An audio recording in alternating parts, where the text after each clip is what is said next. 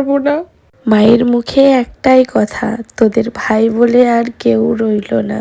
দিন রাত শুধু ঠাকুরের কাছে বলে যায়, আমার ছেলের কাছে আমাকে নিয়ে চলো, আর তা না হলে আমার ছেলেকে আমার কাছে ফিরিয়ে দাও।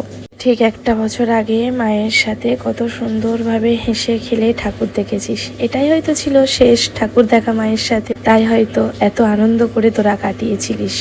কিন্তু মা কি জানতো যে এটাই আমার ছেলের সাথে শেষ ঠাকুর দেখা? তুইও জানতিস না যে আমার মায়ের সাথে এবছরটায় শেষ ঠাকুর দেখা। তারপর রোগমুক্ত হয়ে তুই বাড়ি ফিরলি, ভাই বোনেরা সবাই মিলে 1 মাস খুব আনন্দ করে কাটিয়েছিলাম। তারপর যে হঠাৎ আবার সেই দিনটা ফিরে আসবে সেটাও আমরা ভাবতে পারিনি। তুই চলে যাওয়ার 1 বছর পর তোকে নিয়ে একটা ডায়েরি বানালাম, আর সেই ডায়েরির পেজগুলোর মধ্যে তোর জীবন কাহিনীটা লিখে রাখলাম।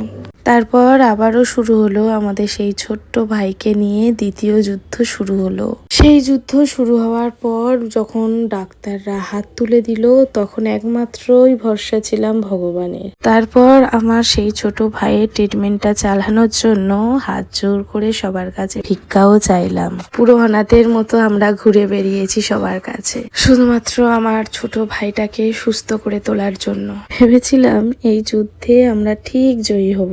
ট্রিটমেন্ট চলাকালীন ভাই এত কষ্ট পেয়েছে, শেষের দিকে মাকে বলেছিল, মা তুমি আমাকে ছেড়ে দাও, মা আমি চলে যাই, আমার খুব কষ্ট হচ্ছে।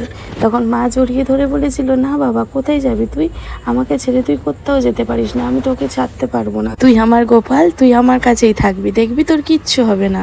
দেখো অবশেষে এই রোগের কাছে আমার ভাই হার মানলো। এই রোগ আমার ভাইকে হার মানিয়ে দিল।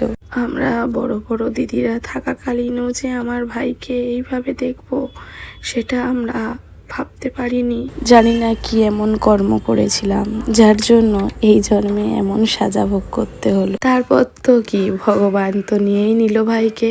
বড় বড় দিদিদের সামনে ছোট ভাইয়ের কাজ হচ্ছে। এখনো বিশ্বাস হয় যে তুই ঠিক আবার আমাদের কাছে ফিরবি। ভগবান চাইলে আবারও মিরাকেল করতে পারে, তাই তো দিন রাত শুধু ভগবানের কাছে ভিক্ষা চায়, তোকে নতুন ভাবে রোগ মুক্ত করে যেন আবার আমাদের কাছে ফিরিয়ে দেয়।